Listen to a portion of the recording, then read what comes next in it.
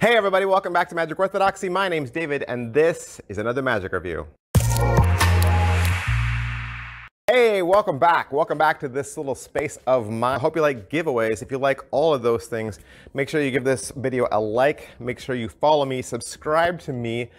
Chances are I'm gonna review something that you like, or I'm gonna do a giveaway that you wanna be a part of. So just make sure you hit all the bells and whistles so you can be up to date when your favorite review goes live. Today, we're gonna look at Vivier. And we're gonna do the review because John Woo and Robert Ball asked for it. I don't know if you know this, but I read every single comment. And so this channel has always been about listening to you guys and giving you the videos that you want to see. So keep sending in those suggestions. Thank you very much. All right, cards in bag. For Fulis, it is the same exact trick. You could own a trick from Penn and Teller Fulis.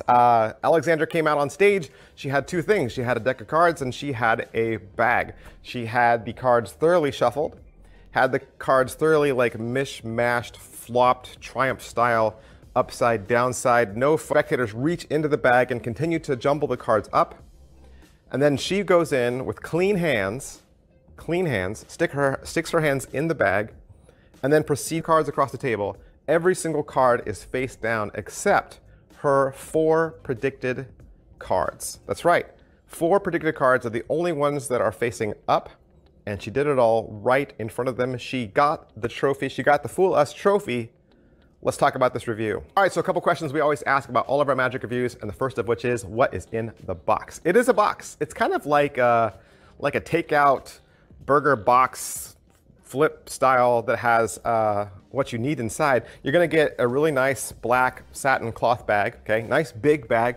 You can reach your hands in and do all your funny business, but it's just a normal bag. There's nothing tricky about it. And then sealed decks of cards. Sealed, manufacturally sealed.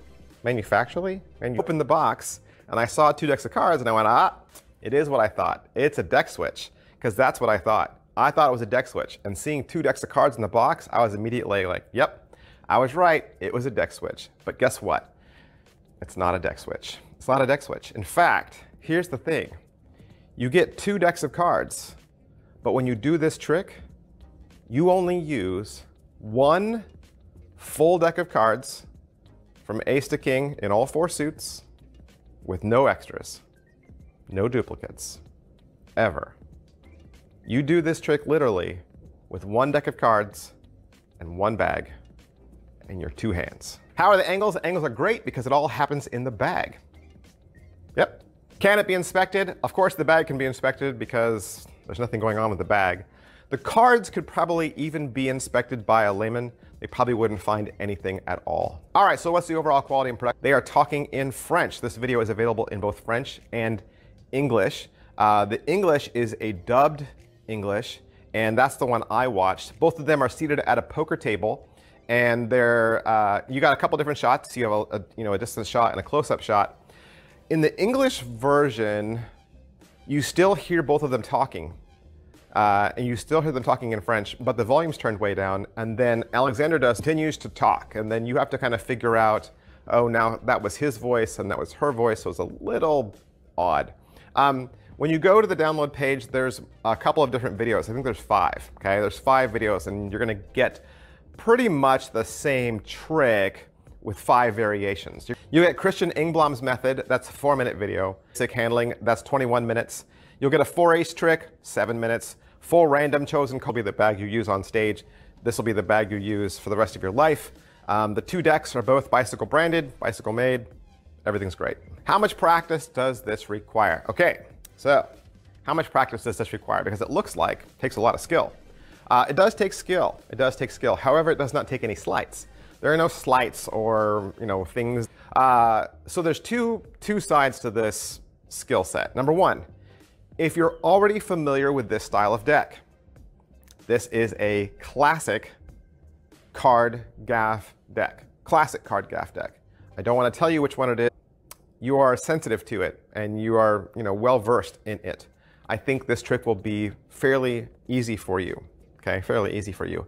I think the difficulty lies in it being blindfolded. I don't think we always do this trick with this deck, obviously we don't do it in the dark, right? We don't do it blindfolded. If you don't have familiarity with this deck and you're not as sensitive to the deck, I think it's definitely going to be harder for you. It's definitely going to require more practice for you. I think no matter what, it'll still require practice, even though, because you're going to have to get to the point where you can bring the cards out of the bag with confidence. With confidence. With confidence that it's going to be ready to be seen by the public, because you really are straightening out every single card, and you really are reversing the 4 chosen cards blindfolded. You really are doing that. And so you have to be sure that some of those cards could still be flopped the other direction. Now, I don't want to scare you. I'm not saying it's not 100% surefire. This trick can be 100% surefire. Back in the box and you're off to your next show. Positives. All right, so what are the positives to this? I mean, this trick has everything. Display of skill, right? Impossible outcome, inspectable props, it's fun to do. You'll probably even amaze yourself. Negatives. All right, so what are the negatives? You know, ever since I started this, I mean, forget it. There is no negatives to this. There aren't any negatives. Might not pull the trick off because it's not self-working, okay? It's not self-working. Require you to practice. Practicing is not bad. Having a difficult trick is not bad. I mean, I realize a lot of the tricks that I review on this channel are easy to do and require no practice, but that's just because the market gets flooded with those styles of tricks, because as beginning and novice magicians, we buy a lot of those tricks because they're easy, but that doesn't also mean there aren't more difficult tricks out there. And certainly I would think that if you're going to buy a trick that was on Penn & Teller Fool Us and that fooled Penn & Teller, it's going to be a trick that requires some practice. So don't look. The price point is up there because this is only going to be purchased by people who really want the secret and who really want to do this trick. Sometimes people buy tricks just to learn the secret. And this trick is priced a little higher to kind of separate some of those people. If you are a professional magician and if you do parlor magic, which is probably where it works the best because you're going to need a table. Well, if I was going to say who would like this, parlor magician or average magician that just, you know, does card tricks for your friends, you're probably going to purchase this because you make a living doing this. Now, does that mean you have to have a table? You do an option where there's a no bag option, but in the no bag option, he's still using the table. I would have the spectator hold the bag, right? And we would dump all the cards in and mix them up. Then I would take the bag from them, hold the bag, have the spectator reach their hands in and mix the cards up some more, just so that they were the last ones to touch it. They would hold the bag again. I would reach my hands in, do the trick, bring the deck back out, and then show the cards from hand to hand that they were all righted themselves.